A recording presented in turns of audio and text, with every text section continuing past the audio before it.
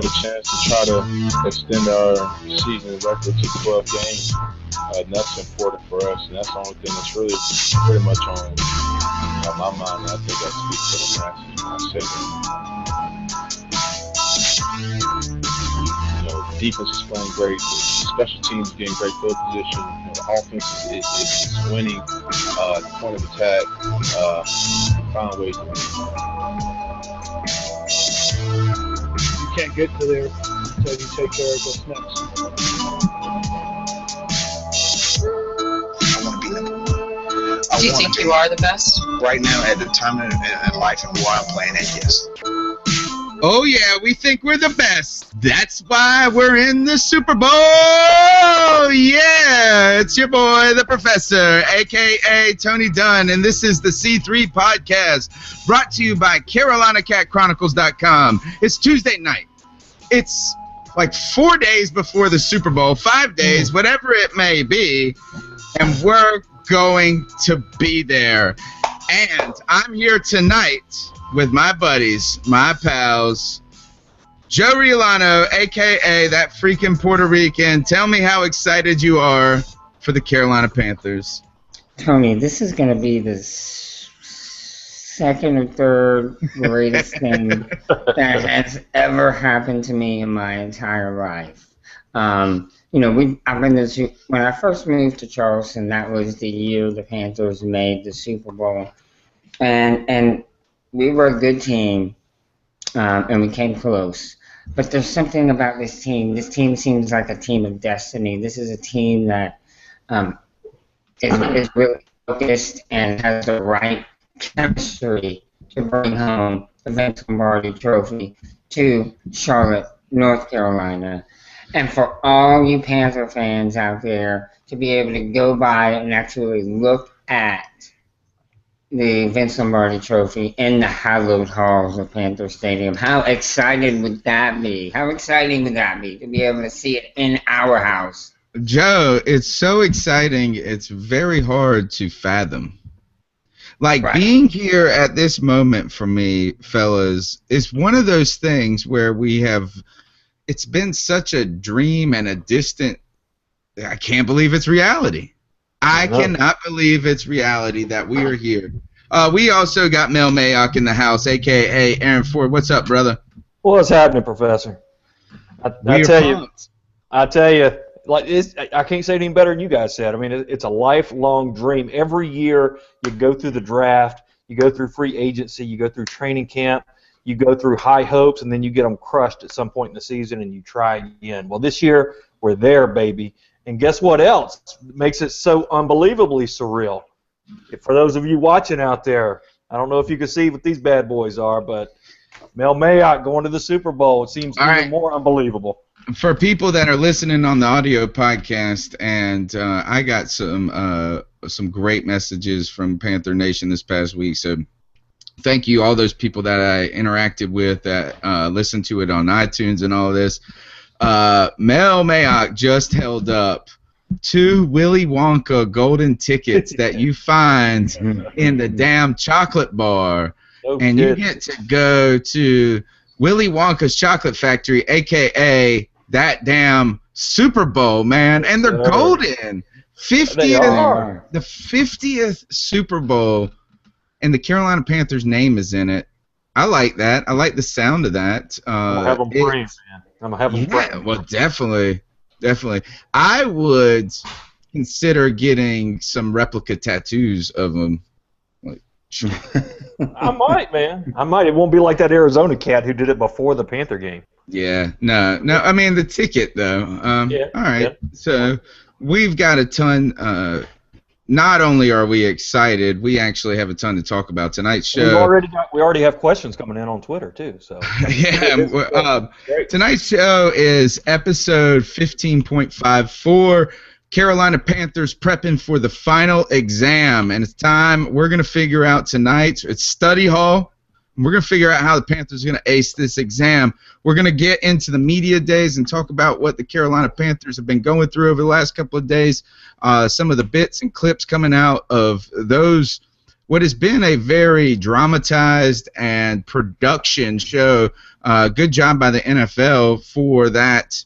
Even if you don't like it, you got to give them props for making every aspect of this media friendly. We're going to talk about the Panthers' outlook in the Super Bowl, Cam Newton, the Broncos' defense, and the best ways to stop their offense, and so much more. Tonight we got a special guest also, Louis T. from the Louis T. Network. You're going to love Louis T. He knows everything about football that you can fathom. This guy, well-versed, and so I can't wait to get an outside perspective of what he thinks of Super Bowl 50 and what the Carolina Panthers' outlook is and what he thinks, because we get so enthralled in that fan perspective, Joe. It's almost hard to see outside of it. And so it'll be nice to get a taste of what regular people are doing. So you can follow us on Twitter at @cat_chronicles. Make sure if you're watching on YouTube, too, just go ahead and give us a share. We appreciate it. We've been growing fantastically. Panther Nation has been excited, and it's with your help. So just go ahead and hit the share button, subscribe. If you're listening later on iTunes or Stitcher or anywhere on the podcast, send us a message and give us a share. We're going to try to continue to grow this show over the next year, and what a wonderful time to do it. And with that said, let's just get this show going. Austria. Good day, mate. Let's put another shrimp on the barbie. No, I'm just getting warmed up. Here's Charlie facing the fire, and there's George hiding in Big Daddy's pocket. Dylan and Dylan, because I spit hot fire. Take a flamethrower to this place! What's hot on C3? When I made that clip probably a year and a half ago, who would have thunk that I would have played it 17 times out of 18, and the very answer to that being the Carolina freaking Panthers are hot, folks. That is what's hot. I mean, it has been so amazing. Let me just ask you this, Joey. You said that this was one of the best times of your, second first, right? Best times in your life. How is this experience? Have we lost any of the specialness? Have we been swept up in it? What? I feel like it's been such a whirlwind. Sometimes I just like to say 17 freaking games. Right. It's been sort of a tidal wave where you have been kind of completely immersed in this season. Obviously for me, there's never been a better season. I would say that's probably the same for most Panther fans. This season has been just one where every week you went into the week knowing, okay, we got a real good chance at winning this, and 17 times we were correct. So it has been something that I tried to talk to my son and convey to him how special it is, and how he's watching something that doesn't happen all that often. And I don't think he quite to get it yet, but I think I'm beginning to break through to him, and he is realizing that, this is definitely uncommon, and that he needs to be able to appreciate it for how rare something like this happens. Mel, you're one of the wiser of the three wise men right here. You've got another way of saying I'm old. That's right. And you have a good perspective of living in Charlotte and thinking this team, and you've had such history with, being there from the beginning, attending these games. Weren't you in Green Bay? Oh, man, I went to Green Bay for Brett Favre's last season when we played him up there. I was also at the Panthers' very first preseason game against the New York Giants down in Clemson Stadium. Thinking back at it, can you even remember when it was like that? Do you remember it, or is it just like a straight fog of oldness? You know what's crazy is I do remember that. I could probably name most of the starting offensive line from that year. But you know what's amazing that I don't remember? I told my wife there's like 3 things that I remember from the Super Bowl back in 2003. Because I got, like you were talking about, a tidal wave of emotion and everything going on. You get so wrapped up in the emotions that you forget what's going on around you. You know, I rewatched the Super Bowl the other day, the 2003 Super Bowl. It was replayed on NFL Network, and there were like 3 plays that I remembered, and that was it. It was crazy. So this year, I've really tried to settle myself down, realize that I hate to say this, but if we didn't win any given Sunday, we're okay the next day. So just enjoy the game. I almost muted him, Joe. Going on. Yeah. I almost muted him. But you got to enjoy the game. You can't get so nervous about what could happen or what could go wrong. You got to soak up and enjoy the moment. That's what I'm going to do when I go to San Jose, man. I'm just going to soak it up and enjoy it. See, when I was in 2003, I was such a youngin' to even football. Like, while I was certainly cheering for the Panthers, I had probably only been a football fan for 2.5 years. Yeah. Really, as in where I could start telling you players, and it all started with Julius Peppers for me because of the local kid and that type of thing. It took something like that for me to get into football because, you know, I didn't have outside sources drawing me in, and like my kid is gonna have to be like, dang, my kid, we're out there throwing the football now, which is kind of cool, but you know, I didn't have that, and so it was kind of hard for me to place the 2003 season. I just enjoyed it. Like, I just enjoyed it, but I didn't place it in like, oh, this is so important to a franchise, to a group of fans. That you know what? It's so important to the city. Look what it's doing to the city of Charlotte and to the states, the surrounding area. That's, you know, I love the team and I love everybody on it, but more than that, I love our city and I love our region, and that's why I love this team. It's something for us all to be galvanized around. It's awesome. It is. That's cool that you have that pride. So our message, C3 message, everybody listening, people are resonating out there, is just enjoy the moment. Is that, look, I'm a Cubs fan, and these moments are not guaranteed to come around. Let's just put it. You know, is that this is amazing. To be at the NFC Championship game, Mel going to the Super Bowl, fantastic. So, you know, one of the cool things is that we get to experience this too with so many of friends that, you know, I'm friends with so many people that we talk through with the show, like probably better friends with people that I've rarely met in life.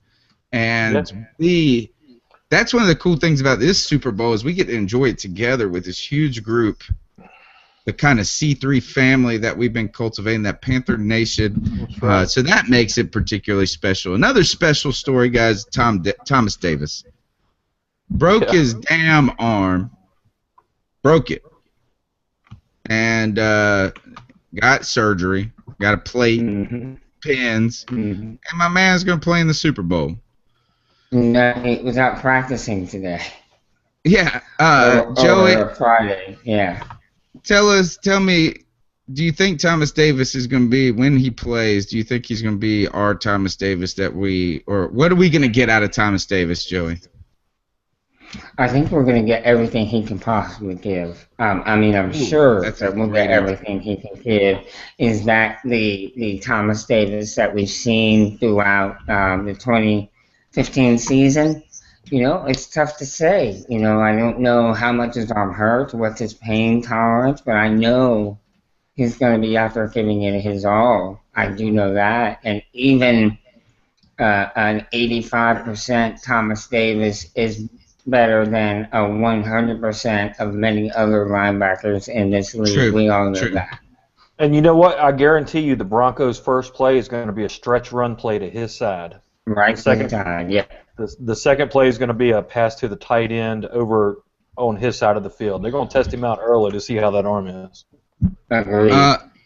Sean McDermott talking on the guy behind him, Shaq Thompson, quiet rookie season in so many respects, and what a wonderful season for Shaq Thompson, and what a great way to talk about a first pick in the draft with maybe the least pressure out of anybody on the team for the entire season until now.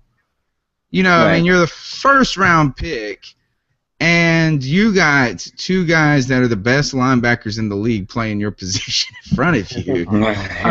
There's not a like, oh, well, if he doesn't work out this year, we're going to cut him. You know what I mean? Like, this is Sean McDermott saying, talking about Shaq Thompson and his performance against Arizona. He said, quote, to play in front of a future Hall of Famer and take him out of the game, I thought he did a nice job.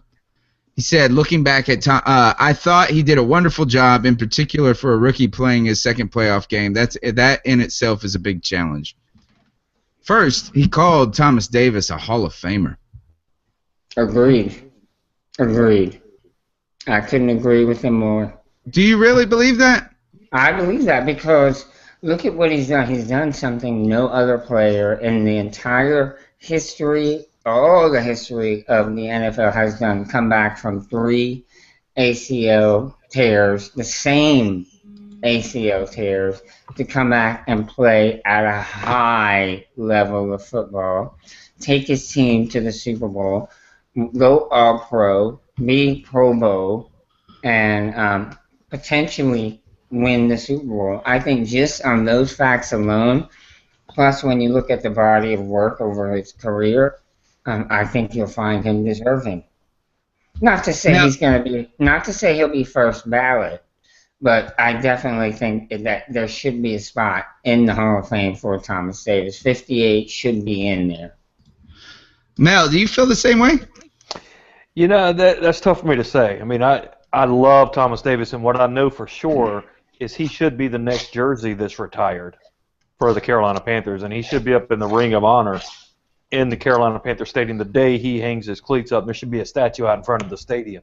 Now, it's going to be hard to argue when elected by the sports writers across the country. They're going to look back at his statistics and see that he's had 1 Pro Bowl, at least to date. Maybe he has more before he retires. That's going to be a hard sell to get into the National Football League Hall of Fame. But I agree with the freaking Puerto Rican there that, man, he's very well deserving. I'm coming back from 3 ACL tears. And wouldn't it be awesome if he goes on to be the Super Bowl MVP? I want to see him get a pick 6, game-winning interception, something like maybe that. Then I'll start too. I liked how Joe came out there so just this is the way. Yeah, you didn't hesitate, Joey. I like that. I am with Shaked Bartol on YouTube right now. He says not yet. But then Mel brings this up, is if he becomes MVP of the dang Super Bowl, I'm going to go ahead and give him the nod. Okay, so we got a question here from Matt Craig on YouTube. He says, why has the media gone after Cam so much when essentially no individual media member doesn't love him? You know, so these guys, I think there's 2 parts to what Mac's asking here, guys. I think one is, my first instinct is why they go after him, as in, you know, you've seen some guys challenge him and do some things like that and try to bait him into some mistakes. But then it's like the other half of the guys are trying to court him and be like, we loved you the whole time. What do you think about the media coverage, Mel? You've watched some of it. What do you think of how Cam Newton has handled it and how they've approached it? Well, you know what bothers me is last week when he was asked his thoughts about why he gets so much criticism, and he mentioned being an African-American quarterback and being like nobody else to compare him to. It went viral like he was coming out with a prepared statement about being an African-American quarterback and there's racism. That's not what he was saying. Right. And when I put out a tweet that went almost viral, almost viral. You know, it was bacterial. It was just a little contagious. It was just a little contagious. But it had like maybe 40 retweets, which was pretty daggone good, though. Oh, that is pretty damn awesome. That's like the best tweet ever. Yeah, so I put it out there. I said, you know, Prime says to Cam Newton, who is Cam Newton? Cam Newton's response, you know, Mr. Arrogant, all caught up in himself, diva. Cam Newton says, I am God's servant. That's who I am. Put me on a platform, blessed me so that I can reach out to people and do things. Have you seen that on any replay on ESPN anywhere? No, you haven't. No, I didn't even know. You see all that crap about African American taken out of context to make it look like he's, you know, this guy. It's all about clicks. It's all about viewership.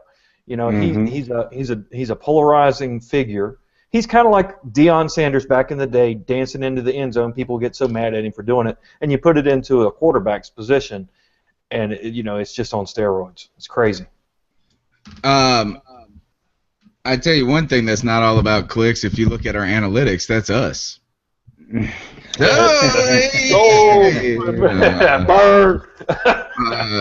Speaking of the way they're handling Cam Newton, this is some things that this was him talking to the media today, and you're going to hear media member challenge him. I don't even want to touch on the topic of black quarterback because I think this game is bigger than black, white, or even green. So I think we limit ourselves when we just label ourselves just black, this, that, and the third. I wanted to bring awareness because of that. But, yeah, I don't think I should be labeled just a black quarterback because it's bigger things in the sport that needs to be accomplished. No, it's not. The stereotype that a mobile black quarterback did not throw in the pocket effectively. You don't think that exists? I think we shouted that a long time ago. You really believe that? Why don't you back it up and say something? Why should I back it up?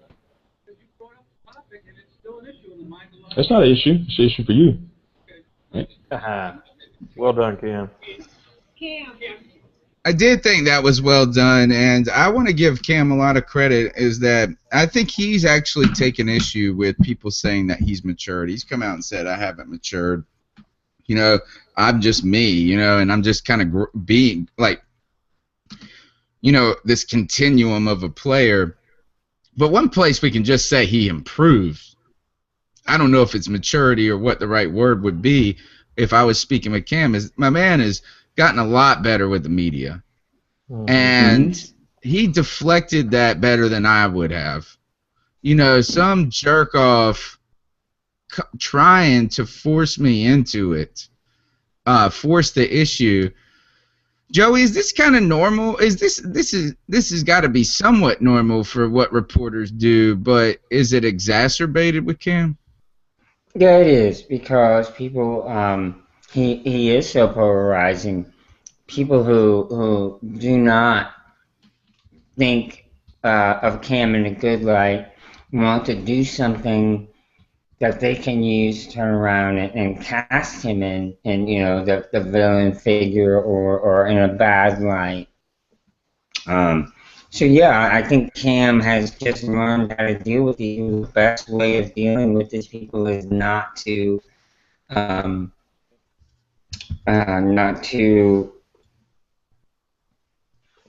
into, you know, into discussion with them. You know, like he said, it's an issue to you, not to me.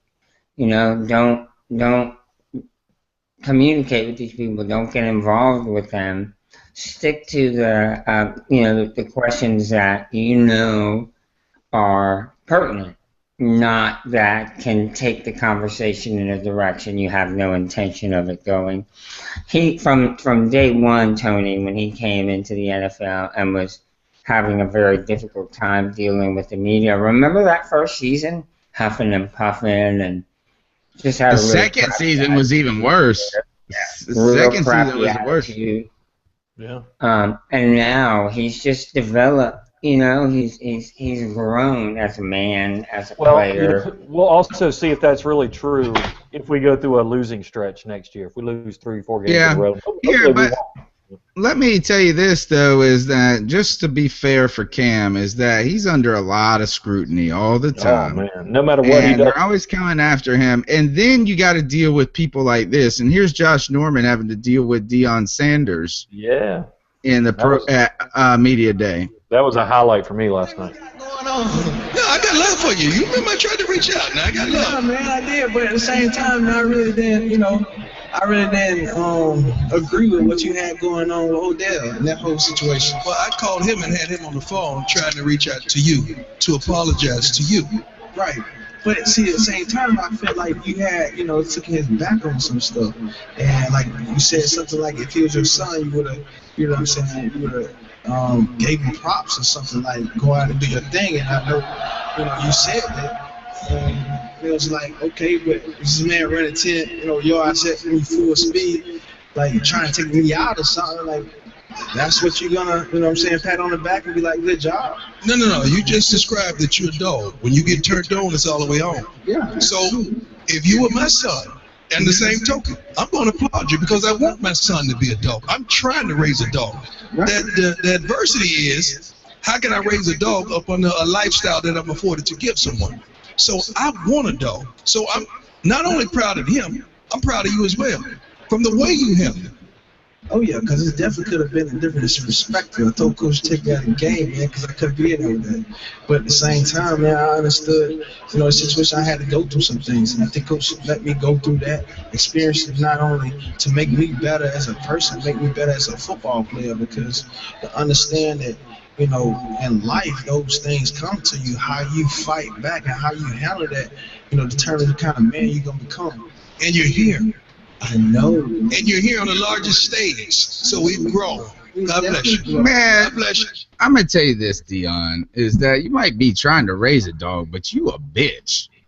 And, God, I mean, I didn't mean to be like that. I wasn't going to get that like that, but you might as well just turn it all around, is that. But here, what we did learn, we learned something about Josh Norman. My man be keeping that little list, like, do you remember in Happy Gilmore or Billy Madison? It was Billy Madison, where he called the dude up and he apologized to him for picking on him, and he had that list of people to kill.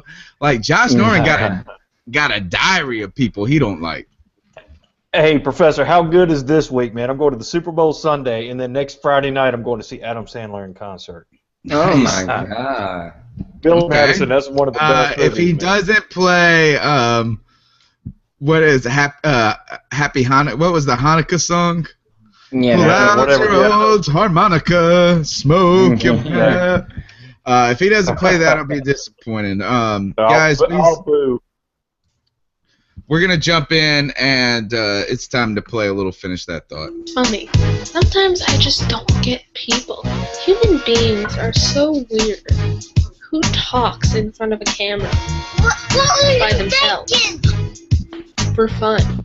I thought that was a good idea. These ideas, some of these things that you use every day.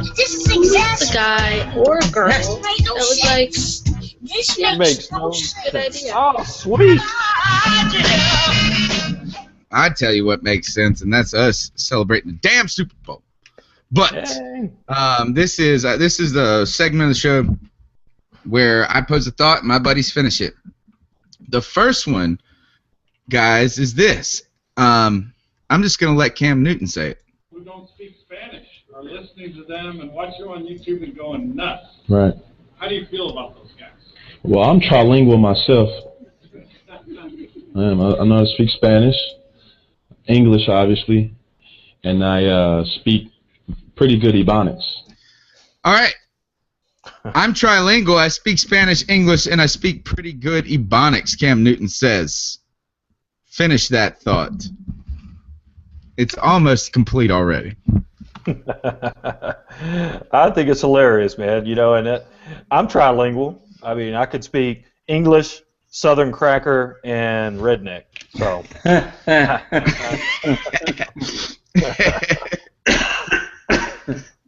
Joey, that's on you. Finish that thought, Joe. I think that's it. It says it all. I speak 3 languages, and, that's that. I speak 3 languages. My own happens to be Ebonics. All right. Well, you guys brought the weak sauce. I was gonna say Southern Cracker is not weak sauce. Nobody said that now. You said that now. I still don't know what that shit means, but it sounds good. I don't know what that shit means, but it sounds good, and I'd be happy for Cam be speaking to me Ebonics. So, well done. All right, next finish that thought comes with a picture. I'm going to show you a picture of what a Broncos fan pulled up in today. Right now, this is, for people listening, Broncos fan drives this big-ass truck, like a Dodge Ram black with a brush guard on the front, flags flying, Denver Broncos, and laid across the hood is a effigy of Cam Newton like he was getting hit by a truck. So this fan's truck, Joey.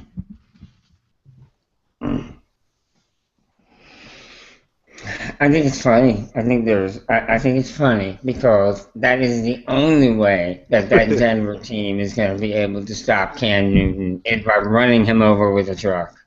Yes. Those 11 other guys are going to have a much more difficult time. Mel Mayock, this image is. The first word that comes to mind is funny. That was the first thing that popped up. Hey, props to the guy for being creative, man. That's what the Super Bowl is all about, having fun. And you know what? The GOAT is going to get run over by Kawan Short and the rest of our defensive line. So they could do it on the truck. We're going to do it on the field. Mm-hmm. It is funny, and it's all this. If this makes anybody mad, then you're just being silly. Yeah. But I will say this, is they got the image twisted. The only thing's getting trucked by Cam Newton is the damn Denver Broncos, folks. So you got it flipped. You got this mess twisted. All right. All right. Cam's pants. Mel. Is sheer proof that that man don't care what anybody thinks. You know, one of the best shows we had that kicked off this year was the show with his shoes. I think the C3 Girl Gang kind of got started around that show when we did the whole thing about his shoes, and it just went kind of crazy. And, man, those pants, you got to be 6'6", 260, making $20 million a year, the league MVP, to be able to walk out with $849 black and gold breeches like that and just have your head held high. Crazy. But, hey, he's our QB. I love him. Joe, those pants. Two things. First thing that came to mind when I saw them was, wow, those things look expensive. That was the first thing I thought. And then the second thing I thought was, you know, there's no way ever possible that I could even hope to attain the confidence or the sheer level of self-assuredness that Cam Newton has to wear those pants. Freaking Puerto Rican, if I buy those pants for you, will you wear them to opening day next year? I don't have the self-confidence. I don't have the. I just know I can pull it off. He can't tie it around you know, Cam Newton probably has to tie it to his leg. You know that is the case. Because them pants are that fire! That guy is ridiculously awesome. And you know what? It's so cool, man. It's good for him. You know, like, we have a podcast that we get on the internet and talk every night about. So every week we talk about being great fans. I ain't gonna joke on no dude for the pants he wears. You know, the joke's on us. Yeah. The joke's on us, not on Cam's. It is on us. You're right. I heard someone say today that Mike Shula was a genius. That is. Mel, go for it. That is proof of what a healthy Cam Newton can do for somebody, because it was last year when Cam Newton was injured, everybody was calling him an idiot and wanted to run him out of town on a rail because he was so conservative and so unimaginative. And now you turn in the NFL Network during the day, and what you're getting is people breaking down and showing the X's and O's of how creative he is. But without a healthy player, he sucks. Right. With a healthy Cam, he's a genius. So that's why you got to be careful about firing coaches too soon. All right, Joey, I heard someone say today that Mel. I didn't hear anybody. Well, that was Mel. Say that Mel was a genius. Say today that Mike Shula was a genius. That is. At least that is true for this season. You know, I've called for his termination, and I've called for him to, you know, be more creative. And for this season, he has done that, and he has made himself appear to be a genius this season. The girl gang doesn't like the shoes. I mean, no, they like the shoes. They don't like the pants. Excuse me. We need to get one of them on the show so they can talk about it. T-Money, by the way, wonderful job, Abby, representing Panther Nation with them awesome-ass headphones. Yeah, that was a great Yeah. You did a good job, and she even had that girl in tears. That Broncos fan was crying at one point. Cam's pants, almost $900, T-Money tweets in, way out of his budget. Man, just peel off a couple. You'd be... Man, they don't call you T-Money for nothing, man. I know. Wait, you got T-Bro. T-Money can't afford $900 britches? Come on, man. T-Money too practical, man. Nobody's going to spend that $900. We got to get paid a lot to be like, all right. That's like buying a candy bar for Cam. All right. Yeah, last one. Finish that thought. Rodney Harrison is... Actually, before you answer it, let me just read to you what Rodney Harrison said today, or yesterday. If I see Cam Newton running the ball and he's a quarterback and I'm on the defense, I'm trying to hurt him. I'm trying to knock him out of the game. Joey, Rodney Harrison. Actually, I'm gonna ask Mel. Mel, you go first. Rodney Harrison is straight up punk. If everybody out there that's listening, go to my Twitter account, go to @PanthersDrafter, look in my tweets. The one I have pinned at the top is my favorite moment from Super Bowl 12 years ago, and that was Jake Delhomme after he threw the longest touchdown pass in Super Bowl history to Moose Muhammad. He turned around and was fired up, and he was talking trash to who? Rodney Harrison, because Rodney had been playing dirty all game. And Jake was giving it to him, so he is a punk. Joe, Rodney Harrison is... Rodney Harrison is an idiot, because if he was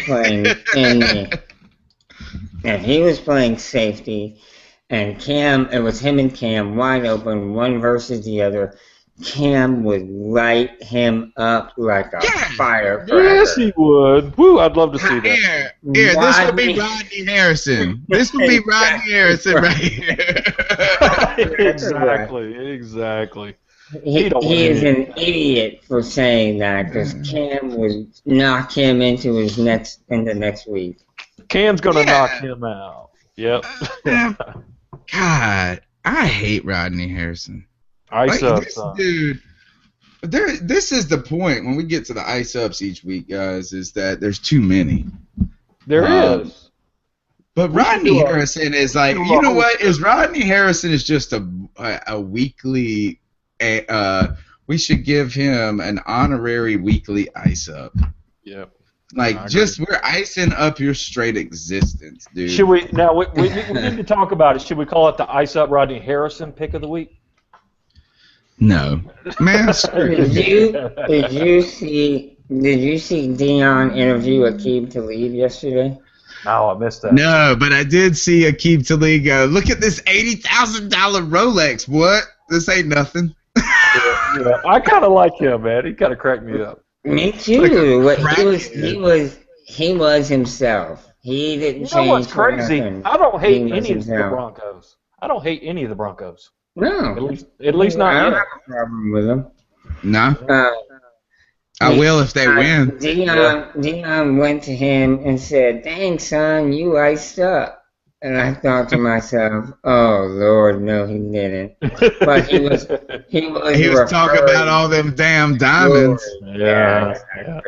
Exactly. That's funny. I got to pick out. Hey, Professor, I got a question for you on Twitter. You ready for it?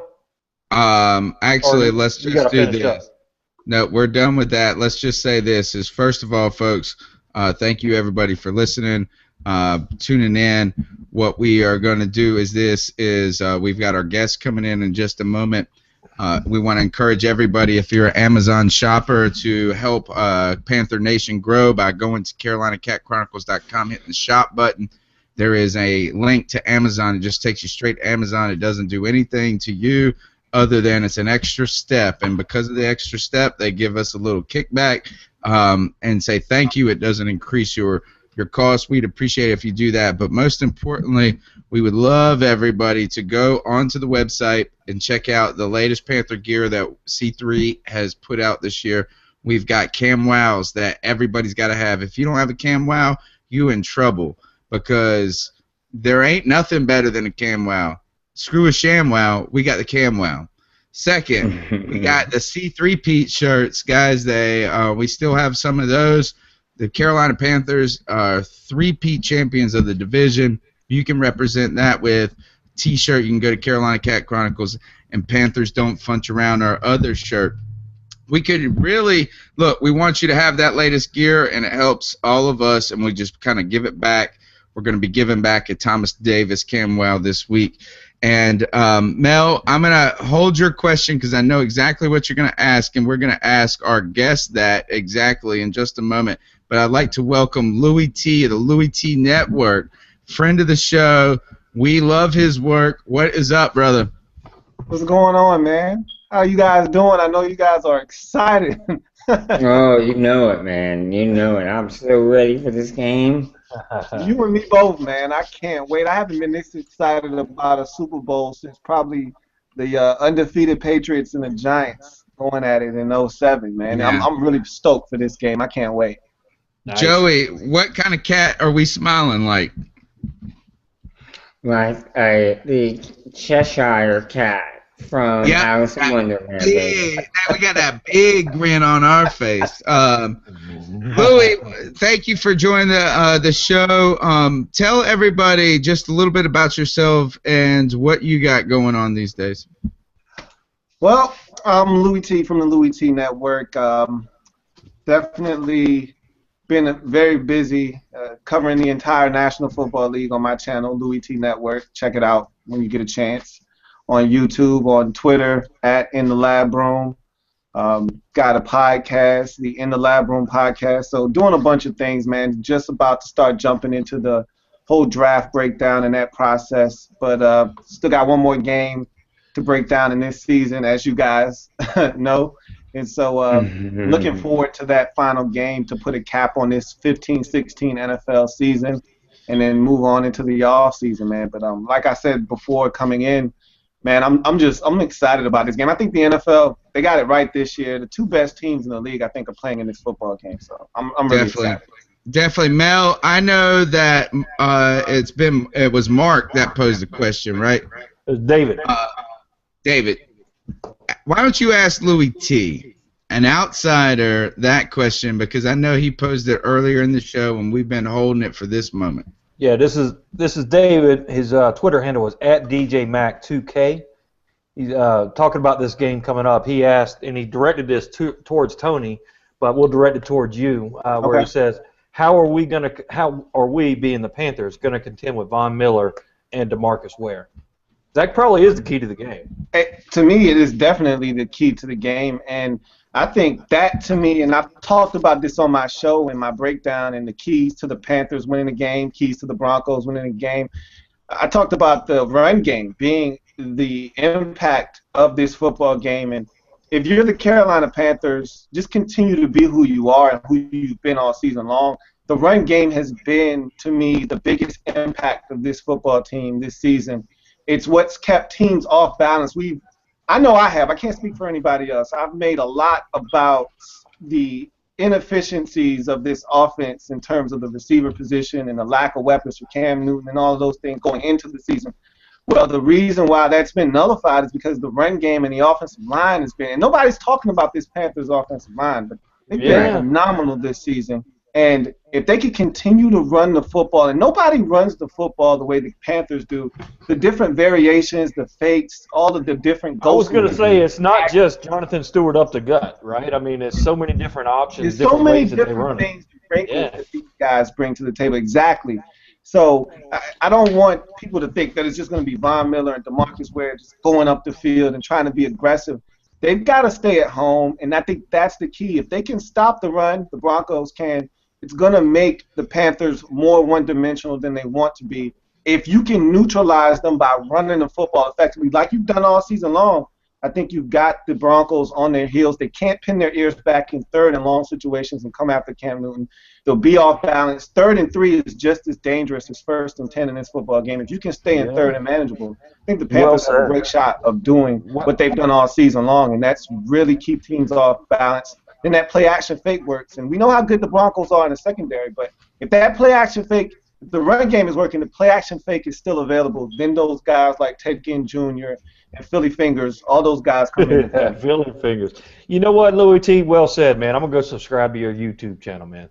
Appreciate that. How are you not already subscribed? My man is a workaholic. Man, I missed out on this deal. Mel just asked everybody to subscribe to his mess. Yeah, Joe, what do you think? I think the offensive line is vital. Actually, I think it's both sides of the Panthers line, defensive and offensive, because if that defensive line can't generate pressure, that's going to put all the pressure on the secondary, which has struggled at times when they've been forced to cover for extended periods of time. So whether that pressure is coming from KK or Latulele or from the edge, Tony Ely, Charles Johnson, it doesn't matter. It just needs to be generated. I got a question for you guys. And I don't know if you know the answer to this or not. I haven't heard if Jared Allen is playing or not, but I feel like if he plays, he's taking snaps away from Coney Ely, which I think is a bad move. How do you guys feel about that as Panther fans? Well, let me jump in there first. I totally agree, man. And as much as I also love Charles Johnson, I think him jumping in there takes away snaps from Coney Ely as well. But Jared Allen is playing, from what I've heard. So same thing I've heard. Hopefully, they're going to use him to come in, and they're going to save him for the bigger moments and give more snaps to Coney Ely. But I totally agree with you. That's a vulnerability. Joe, you want next because I'm completely on the opposite side of this, and my thought is that Jared Allen has not made an impact statistically in sacks this season and been all that impactful, but what he has been is he hasn't made a lot of mistakes. And he kind of holds that edge pretty good and pretty well, should I say. And he has been disruptive, and what I think is that I don't think I need an either or in this case. Is that I think what we need to do is bring out fresh legs and keep pounding. Well, of course. But keep Jared Allen's. I think what you need to do is you need to use his snaps you need to be very cautious or aware of the value of each time. You know what I'm saying? Like when you're shooting a 3-point, he's like shooting a 3-point shot. You know, you don't just shoot it in somebody's face, you shoot it wide open. And you might miss while you're wide open, but what I'm saying is you put Jared Allen in there, you have him play 20 snaps in that game. Use him judiciously. Yeah, judiciously. That's a great way. That's right. And then you let Coney, and you relentless. You almost make it so you put the old guy in, he gets a couple of snaps, and then you put the young kid in for 2 times as more snaps. And then you bring the old guy back out. Situational, though. Joey, what do you think? Jared Allen, he's excited. This guy, if you saw him on Media Day, Joey, he is he might put a sleeping pill in Coney Ely's breakfast. Just so he can get more snaps. Yeah. He is very excited because he knows this is it. This is his last chance to win the big game. And I think because of that, he really, really wants to contribute. You know, he wants to make an impact in this game. That's why I think he stayed out of the last game, because he thought, you know, if I'm playing this one, I'm not going to be healed and really able to play my best in the Super Bowl. So he sat out with hopes of making it to the Super Bowl and healing, and that way he can make a bigger impact in this game. And yes, there is concern about putting him in and taking out Coney Ely. Coney Ely has proved that he's been able to get to the quarterback consistently this season. But I think there are enough snaps to go around where Jared Allen can see like you said, use him judiciously. You're not going to put him in for more than so many snaps, but the snaps you want him in there, you want him to be effective. Panther Nation on YouTube says this would be a huge game for Jared to appear in to get that or those sacks on Peyton, poster type status, legacy, etc. Jared Allen with his 146 or 36 or whatever the absurd number of sacks he has only got one sack on Peyton Manning in his career. Wow. And he said that I've hit him a bunch of times, but he's only sacked him once. So he's going to be hungry. He's going to be hungry. Let me ask you this, Louis. Louis, tell me this. What's the outside perspective of this Super Bowl? As Panther fans, we get so wrapped up we're just like we're bathing ourselves in Carolina Panther colors. We're wrapped in the Panther flag. Right. What's it from the outside? You said this was a great Super Bowl 1 and 2. Is that because you're the football guy and you follow it? Is that the general appeal? What are people outside looking at saying? So what I've gathered in talking to people, and let me say this first before I even answer your question. I'm going to end up asking you a question, you guys, all of you, a question after I'm done. But I've talked to a lot of people. I've heard a lot of the outside opinion just on my channel and just, in my travels talking to people. And I get the same feel from most people. And I've actually been somewhat surprised at the amount of people that actually think the Broncos have a chance, because initially the overwhelming feeling was Panthers blowout win. It's not even going to be close. And I'm still getting a lot of that. Okay? But I do have the feeling, and the sentiment has continued to be, I think, the dominant feeling, which is that it's going to be a really good game. People are excited about this. I think that has more so to do with the Panthers being in it than it does the Broncos. You also have the Peyton Manning effect, and this is his last rodeo, and that whole Hollywood ending type of thing. So I think that's a big attraction. But I think the energy that the Panthers are bringing to this game is something that's different. Had this been the Seahawks or the Patriots again, I don't think this game would have had the same amount of luster that it has. But because the Panthers bring a different energy to this game, I think a lot of people are excited to really see how this thing is going to turn out. Is this the beginning of a new dynasty? Because for the last 3 years, the Seahawks have been the team in the NFC, and a lot of people see the Panthers potentially taking over that torch. Maybe this year was that torch passing to where now the Panthers are the team to beat in the NFC. And if they can get this Super Bowl championship under their wing, this could be the start of something big for the Panthers. And even if they don't, I mean, this doesn't mean it could be the end. They could be really building something here. And so my question to you guys is that, do you feel, and your team has spoiled you to the point that you probably should feel this way, and I think I know the answer, but I'm going to ask anyway, how do you guys feel about your team in this game? Do you think it's going to be a blowout? Because I know you think you're going to win. My question is, do you think it's going to be a blowout? Because a lot of people think that this game is going to be a blowout. Mel, you want to go first? Sure. I do not think it's going to be a blowout. Yeah. I really don't. I mean, Peyton Manning to me is the GOAT. I mean, the guy has by far and away 71. I mean, he's got 71,000, almost 72,000 yards, and the most in the league, blowing away Tom Brady. I mean, the guy. What's the old country song say? It says, "I'm not as good as I once was, but I'm as good once as I ever was." I'm expecting Peyton Manning to come out there and to pull one out and to play well. And I'm expecting their defense. Man, I tell you, that defense is. We've played some good defenses, Seattle and Arizona, but this Denver defense is something else too. So I do expect us to win, but it is not going to be a cakewalk in my estimation. Okay.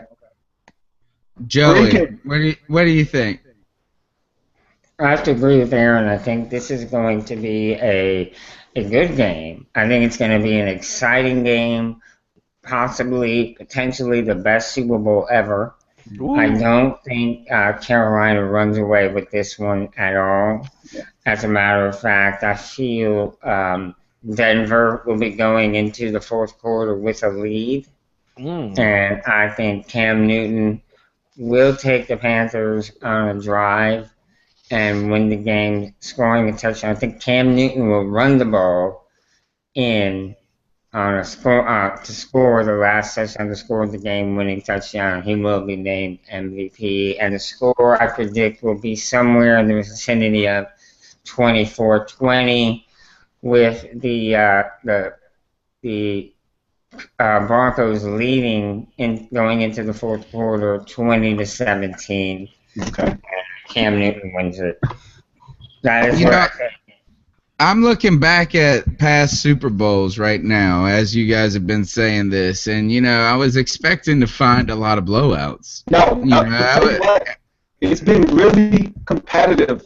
The only blowout was that Seattle-Denver game. Yeah, I mean, the last one you got to go back to is maybe Pittsburgh-Seattle, which it was 20-10. Yeah, 21-10, exactly. Wow, damn, how'd you do that, dude? Look, man, a lot of it is off here, man. Yeah, that was awesome. I mean, I couldn't even read it off the paper, and he had already said it.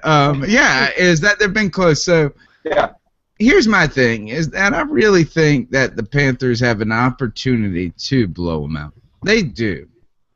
I don't think they will necessarily just blow them out of the water because it's the Super Bowl. Yeah. And I think that, Peyton Manning and that defense. Look, a good defense can keep you in a game. Mm-hmm. So there's a great chance that Denver can really frustrate the Panthers. Well, I don't think that's not necessarily going to happen. The odds are there that it could. Yeah. The other thing that I think about it is this might surprise everybody, is that if it is a blowout, I think it goes to Denver. You know what? I can't see any situation where this thing gets out of control in the favor of the Broncos. It would be some crazy. But the only way a blowout. What I'm saying, guys, is it's going to be like a fumble on the 2. A pick six. You know what I'm saying? It's going to be the Broncos put up 40 points and they got 80 yards rushing and 125 yards passing.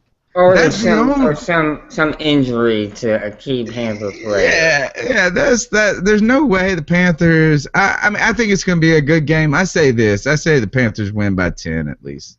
Okay. That's what I think. I want to ask you this: is that I'm going to ask Louis this because he sent me a message today and he said he was going to have Panther fans convince him that they were going to win. Yeah. Why don't you do this? Is that actually I'm going to convince you that the Panthers are going to win, and then after I'm done, I'd like for you to convince me that Denver's going to win. You've got a harder task. Okay. Okay. This is why I think the Panthers win, is because while people say that they're going the number one offense against the number one defense, going back to the Seattle game shows defense wins this, that's not a good example because the Panthers are more balanced than past teams with great offenses. So we have a pretty darn good defense and a pretty darn good offense. I wouldn't even say we have great of either, but we have pretty darn good of both. On top of that, Louis, this is where I think the Panthers win this game, is on defense. I think our defensive strengths play against their offensive strengths. And what I mean by this is that their offensive line, shaky. Second, Peyton Manning's arm, he has trouble. The question is, can he really beat you downfield deep? And I feel like this is that while you can say that the Panthers secondary potentially is the weakness of this bunch with the Cortland Finnegan and Robert McClain, at the same time, the guy that you got to worry about the most is Emmanuel Sanders, and I don't know if Peyton Manning can expose him, if he has the ability to take advantage of what his skill set can really bring. And my last point is this, that the Broncos, when they win best, when they play their best football, they rush the ball for more than 30 yards, 30 times a game. We have linebackers that are fast enough to snuff out those runs. You get the pressure up front with K'Wan Short on the feet of Manning. You sniff out the outside kind of swing passes, the dump passes that Manning would throw in that case to a running back. And I think this is that whatever Denver can do, they can't do what they need to do to take advantage of the Panthers' weaknesses. That's my argument. Are you convinced, first, and second, convince me Denver's going to win? That's a pretty good argument. I mean, a lot of the things that I was going to say, you kind of shot it down. Boom, boom, boom, boom. So that was a really good case that you stated. And I am a firm believer now, because I wasn't a firm believer until the 2013 Super Bowl with the Seahawks and the Broncos. That defense won championships. I just was a guy, hey, the better team is going to win.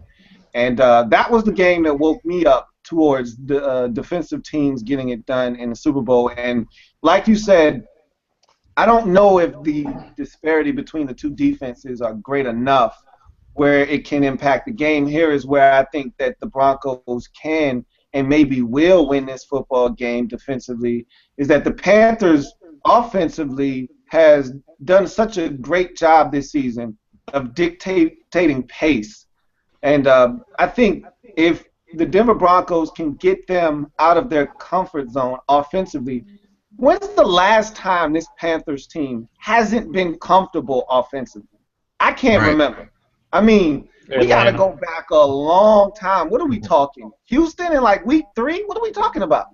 I mean, it's been an eternity.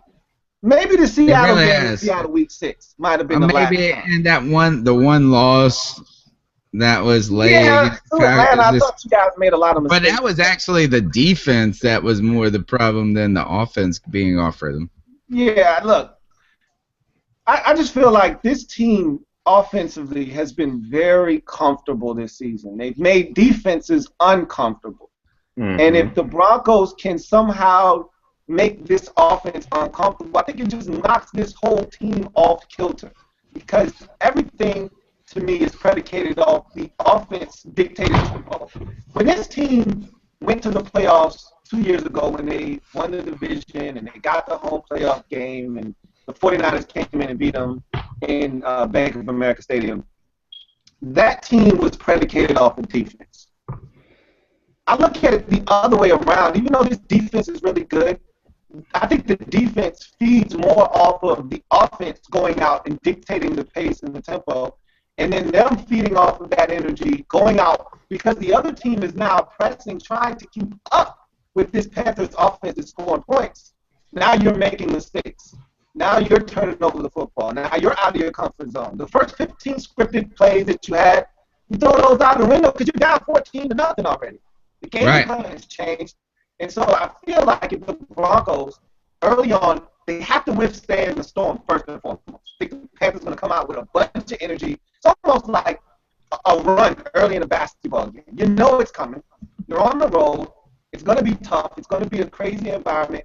You got to withstand that first gut punch. You got to weather the storm. The first quarter. Yeah. This game isn't 17-3. It's almost like boxers, Louis. It's like a boxer coming out, and that you've got the Panthers are kind of like a fighter. They're like Mike Tyson in his prime. If you can get those first 5 rounds, you got to live. You got to live.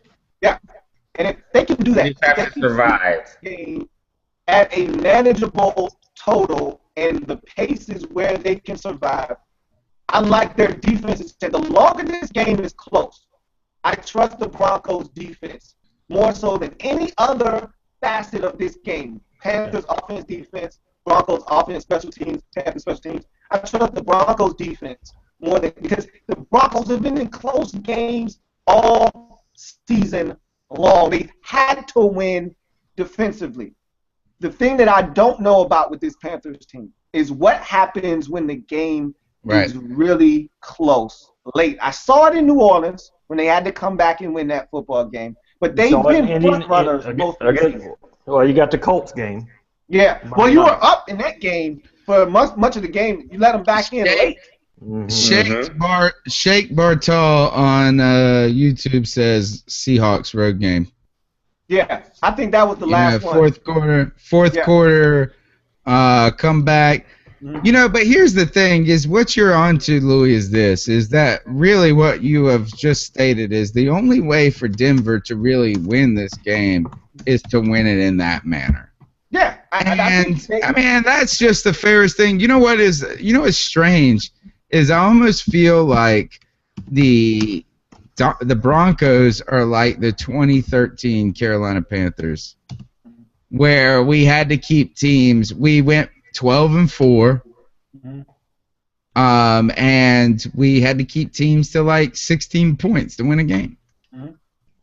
And if you did that, you just kind of forced it down to a field goal and hope you were on the right side of the ball at the end. That is the way. Is either the Broncos are going to beat us that way, or the Panthers are going to beat themselves. Other than that, hey, Abby out on Twitter brings up a very good moment. You remember again? Now, granted, we were way ahead of the Giants, but you remember the Giants took the lead there at the end, and you got the Cam Newton nod, that famous. All right, we got you. Yeah, I think that game was tied at 35, and you guys went down and got the field goal to win the football game. I look at this game, and I've said on my channel on my preview for the game what I think the Panthers have to do, what I think the Broncos need to do in order to win the game. To me, it's really simple for both teams. If you're Denver, you have to win the game defensively. Yeah. I mean, if Peyton Manning comes out and plays the game of his life one final time, then hell, you just got to tip your cap to him. But that's right. I don't see it happening. I see this team winning the way they won all season long, and that's defensively. I've said this all playoffs long to the Broncos offense. Just don't mess up. Don't turn it over. That's right. Stay out of the way. Let the defense stay out of the way. So they're the 2013 Panthers, man. Yeah. I agree entirely, and what we have to do is we're kind of a little over on the show, but we're going to keep going just because it is the Super Bowl, and we've only got 2 more segments to do. Louis, what we do every week is we have a fact or fiction section, and that's what we're going to jump in now, and I'm going to pose you guys a statement. You're going to tell me if it's fact or fiction. Fact or fiction! That's right. That's Tony saying backdoor friction, apparently. All right. I'm going to start it off to Mel. Peyton Manning will throw more interceptions than touchdowns on Sunday. Fact or fiction? I'm going to go fiction. I think he's going to have a great game. I really do. But I don't think it's going to be enough. But I'm going to go fiction on that one.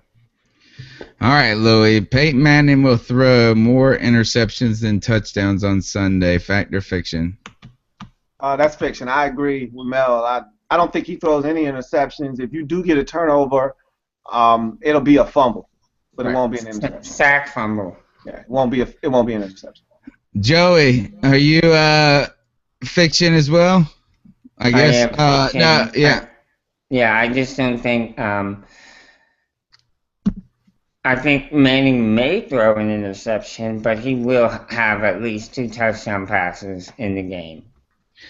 I'm going to be the one person that says fact here, and the reason being is I truly think this is that, and look, I barely know anything about football, so if you're really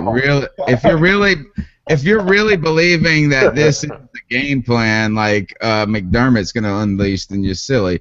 But if I was McDermott, I would just commit entirely to stopping the run. I would just make the Broncos a one-dimensional offense. I would put Shaq Thompson on Demaryius Thomas. I would then roll some help to him next, and then I would be all over Emmanuel Sanders with your busted-ass corners on the other side, and just make sure that you keep everything 5 yards and shorter. I'm going to say this is that they're going to have trouble running the ball. Peyton Manning's going to have to throw the ball more than they hope, and then yes, that he will throw more interceptions. That's my logic. I don't know if it's going to happen. I see where you guys are coming from. Next statement. Mel will lose his mind Sunday at the game and may not have a voice to be on the show Tuesday. Mel, going to the Super freaking Bowl. Dude, man, it is a lifelong dream come true. And actually, that's not true. I never even dreamt that I'd be able to go to the Super Bowl. That's right. I really didn't. I really didn't. Thank you for just being honest. Yeah. So, I mean, this opportunity came before me. I took it, and I hope that I represent Panther Nation so well that I cannot even talk. All right, we know that that's all fact. Let me ask you this, Louis. Tell me the best sporting event you've been to. Man, see, the thing is, I live in Virginia, so we have nothing here. Nothing. So I've been nowhere. He was like that high school game. It was my high school basketball game where I scored 22. Hey, look, man, it's pretty bleak around here. It's actually really sad, man. It's pretty bad. When I've been out of town a couple of times. I've been to a couple Redskins games. I've been to a Falcons game, but nothing really to speak of, man. It's one cool game I went to. I can't even remember what year it was, but it was the last Cowboys versus Redskins game at the old RFK Stadium there in Washington, D.C. That was probably awesome, yeah. I was a Cowboys fan back in the time. That was before the Panthers came along. I had a Cowboys sweatshirt on with a Cowboys tie, and I sat right behind the Hogettes, and I got hung, and I think I was on TV. So I got on the Jumbotron. It's pretty cool. Shake wants to know this on YouTube. How did Mel get the Super Bowl ticket? Oh, man. Just lucky, man. I have a family member that is a PSL owner, and they won the PSL lottery to be able to buy tickets, and I was fortunate enough to be able to buy them from them at a reasonable price. So I'm blessed and humbled to be able to go do it. It's awesome, man. Joey, tell me, what's the biggest sporting event you've been to? I've been to a couple I think were pretty big. I went to see the Yankees play the Red Sox in Yankee Stadium, old Yankee Stadium, and that was quite an atmosphere unlike I've ever experienced anywhere else. It was really electric. You could feel the tension between the two teams, and it was something to experience. I really enjoyed that. And then I went to a Monday night football game. Actually, it was one of the first ones they had ever had in Charlotte, and this was back in the NFC West days. And they were playing the 49ers with Steve Young. So that had a really... That's awesome. Yeah, that had a sort of a charge to it as well, knowing that you're the only game on TV and that the whole nation is tuned in. It was, those were the two most electric events I've ever been to. Joey's I want to come through the computer right now and smack Joey. And I would never smack his mama because I love his mother. Me and Joey outside. Look, first I was at the NFC. I was at the NFC Championship game. The championship game? I was at the NFC Championship game, which was the top. Yeah. But I want to put out something that me and Joey were at together. We were at in 1999. Hurricane Floyd hit eastern North Carolina and destroyed our town in many ways. I mean, total flood. People fled for high ground and all this. And the ECU Pirates, my alma mater, had to play the number 2 ranked Miami team. And they had to move the game to NC State, to Mel's alma mater. Is that where y'all moved down our goalpost? Oh, no, that's when me and Joey went there. And, Joey, what do you remember? First of all, I don't remember very much other than just being a mess and having the best time of my life. Wasn't it like a 40 – what was it, like a 3-touchdown comeback in the second half? Yeah, I think that's right. And that included like a really long punt return for a touchdown. It was like 28 points. Yeah, that's and right. So our town had been destroyed, and then we took and destroyed Mel Mayock's home field. After we beat the number 2 ranked team, we charged the field and pulled down the goalposts. I think they put was the pretty goalposts. awesome. I think you put the goalposts on the back of your pickup trucks and drug it all the way back to Greenville. We drove all the way back about 77 miles at a 77 miles per hour, and we didn't slow down even for red lights. It was like a whole caravan of winners. Yeah, So that game goes to me. But that's the one that sticks out. All right, last. Yeah, it was fun, man. And then it's kind of the moment of the flood, and then we beat this and trick plays, and everything was great. We had a blast, Joe. All right, we got 2 last things. We got to do our picks, and we got to do our ice up picks.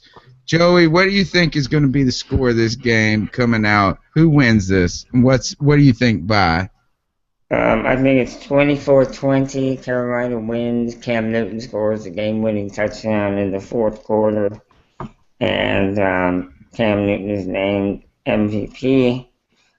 And the Panthers bring home the first Vince Lombardi trophy of many to come. And everybody's so happy. Mel Mayock, tell us what your pick and what your score is. Well, I tell you, man, part of me says it could get high scoring because it's the Super Bowl and all the swag of the Super Bowl, but I'm going to go with a little bit more common sense, and I think it's going to be a lower scoring game. I think it's going to be 22. It's going to be a little bit odd. 22-11, Panthers. Wow. Yeah, that is all right. That is. I don't even know what that means. All right, Louis, what's your winner, and who's your winner, and what's the score? I got 23-19, 2 touchdowns, close 2 one. field goals for the Broncos, and 19 for the Panthers, a touchdown, 4 field goals. Say that, man. Who's winning? Yeah, Broncos. I said 23-19 Broncos. What? You said the Broncos? You came on our show the whole time. He's an imposter. Oh my God, the whole time. He tried to slip it by me. We're not paying you for tonight. Oh my Lord. He said Broncos. Oh, yeah. All right. Let me blow all that out of the water. Now I'm upping my score. I'm upping. Yeah, 42-0. Made me feel like Steve Urkel. Did I do that? Yes, that's exactly what you just did. I'm going to say 27-19 Panthers. 27-19. Okay. I said on my show that if the score gets over 24, that the Panthers are going to win. It's a race to 20. It's a race to 20. I truly believe that. And just so you know, I'm actually rooting for the Panthers. I usually don't root for teams. I just root for a good game. But I'm actually rooting for the Panthers. But I think the defense. You burn that bridge, buddy. You burn that bridge with the professor. Now, nothing like you said that now, not a bit. I still don't know what that shit means, but it sounds good. I don't know what that shit means, but it sounds good. Is that the stupidest thing you ever heard? I just don't know what it means. All right, we got the last segment. We got the last segment of the show, and we're out of here, guys. And this is the old school, the OG segment, and it's our time where we tell somebody in the world to ice up. It can be anybody. It could be Louis for picking the Broncos, for all we know. Oh yeah, he's done iced up. Now that's the low hanging fruit. That's the low hanging fruit.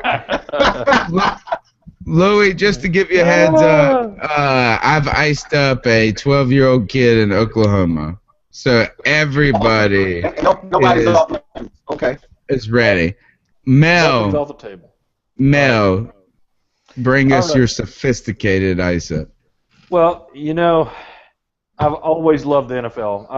I played Pop Warner football since I was 5, and I have been a big NFL fan, and one of the things I've always loved was the Pro Bowl. I loved the Pro Bowl because you had all the best of the best out in Hawaii having a blast and playing some real good, high-quality football. Well, I've been fortunate enough to go to 2 Pro Bowls. I went in 2007 and 2011. I didn't vote for him. In 2011, I tell you, man, that was the first year that players started getting booed during the game because they were afraid to get hurt. They were just playing patty cake.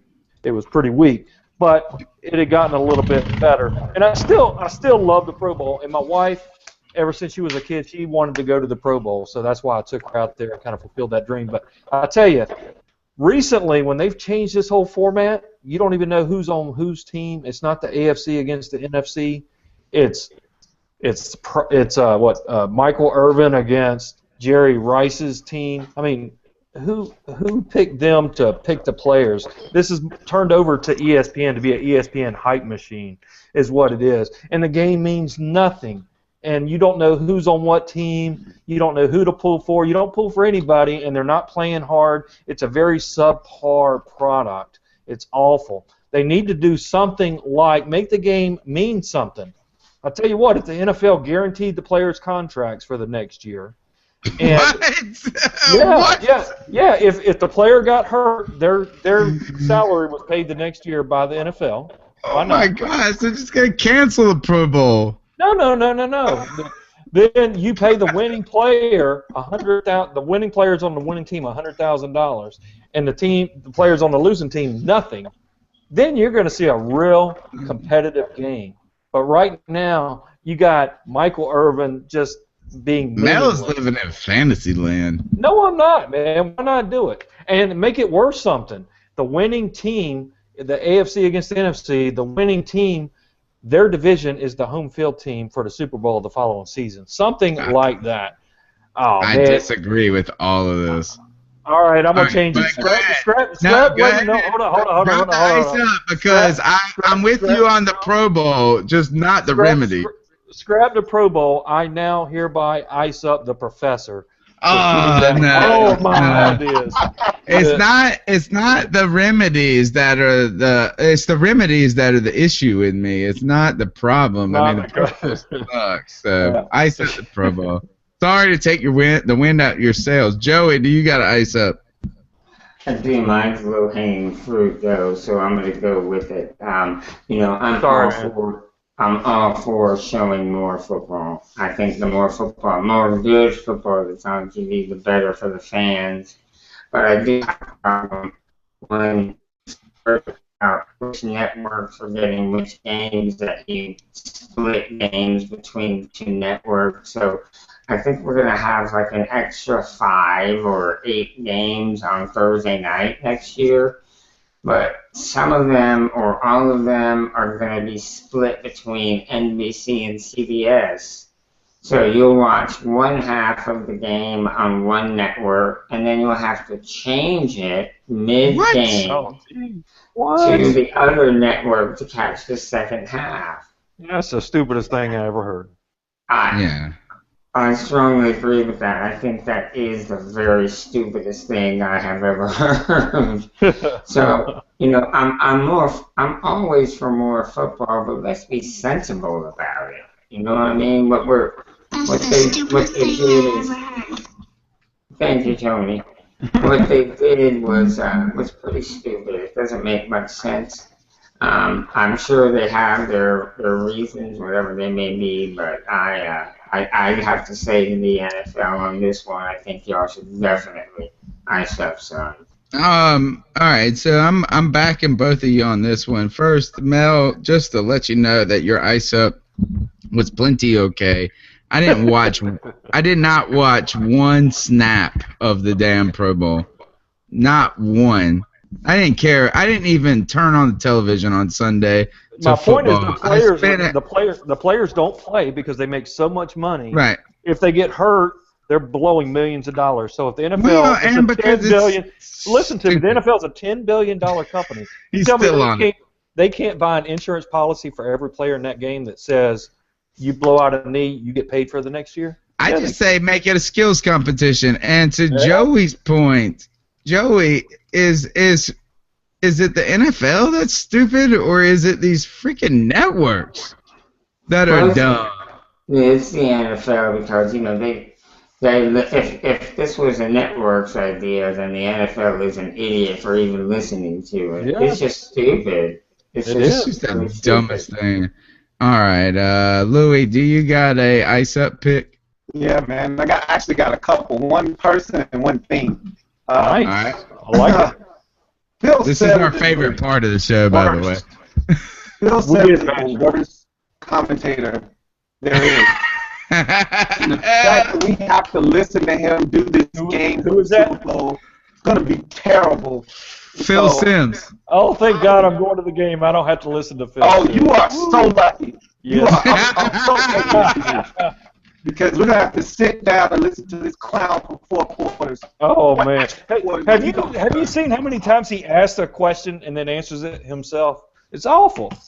He's terrible. And I don't know what CBS is doing, but Phil Sims iced the hell up.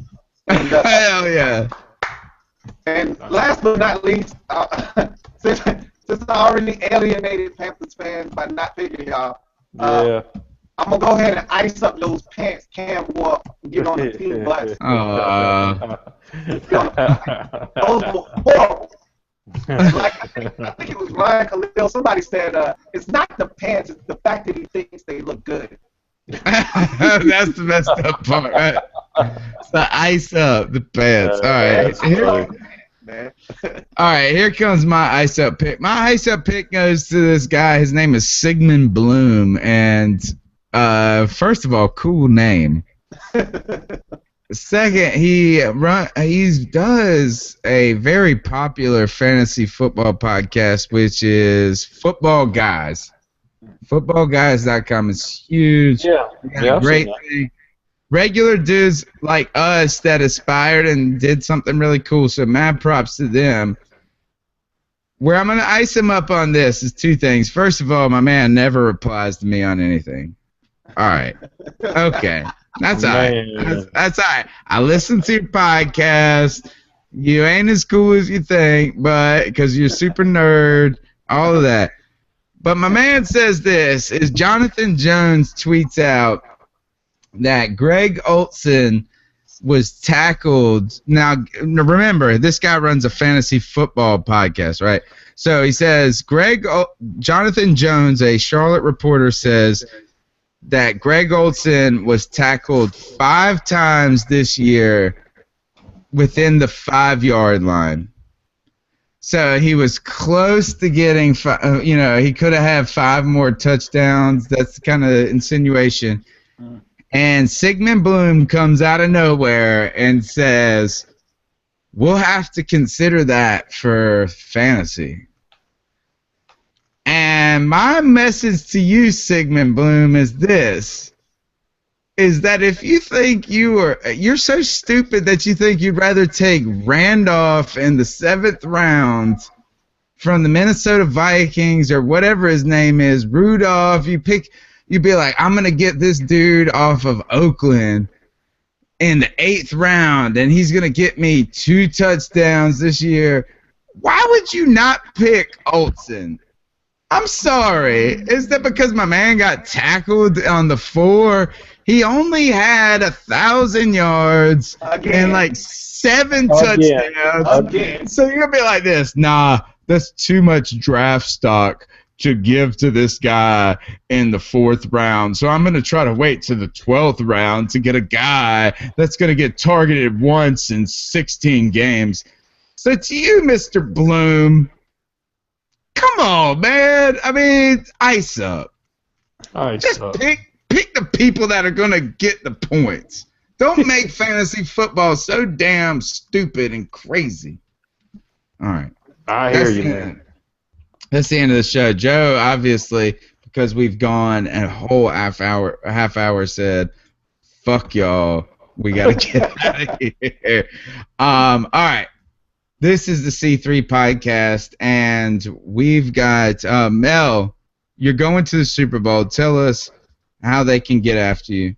Like you And, catch me. and tell us what you're going to do at the Super Bowl. Are you going to give us any pictures, stories, anything? Dude, you told me I've got to go out and get a camera because this iPhone ain't coming, right? So I went out and I dropped down some coin to get cameras. I'm gonna have lots and lots of pictures, man. I'm trying to learn that camera now as we speak. So I'm sitting here taking pictures of everything around the house, trying to figure it all out. So yeah, I'm gonna have some great pictures. I'm even gonna write a story when I get back about my adventure, and the experience, just soaking it all in. So I get in on Saturday. Probably just gonna be kind of low key on Saturday.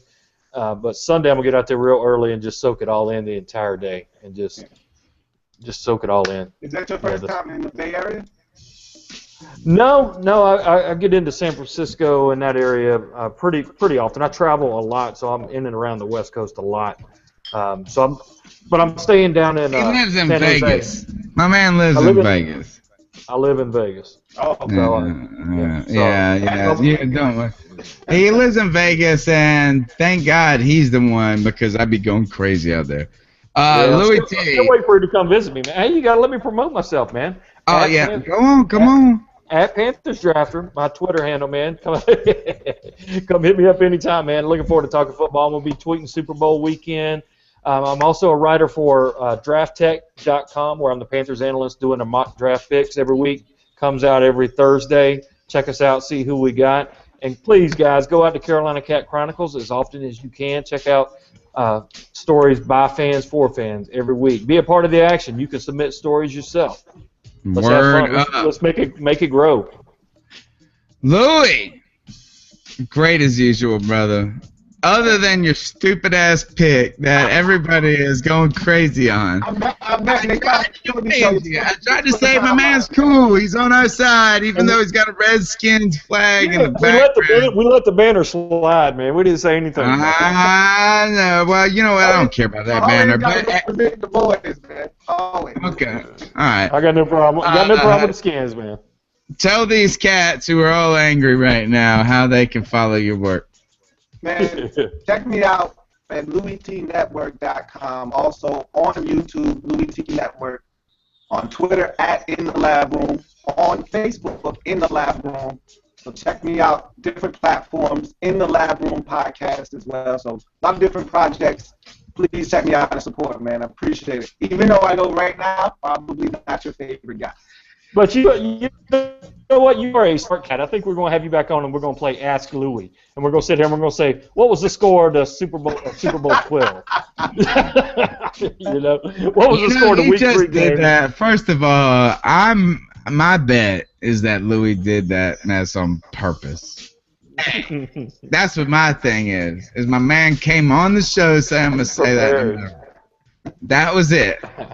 So check out Louis T's network. And you know what? You can always check out Carolina Cat Chronicles for the latest Panther fan news and opinions from the fan perspective. My name is Tony Dunn, a.k.a. The Professor. And this is the C3 Podcast.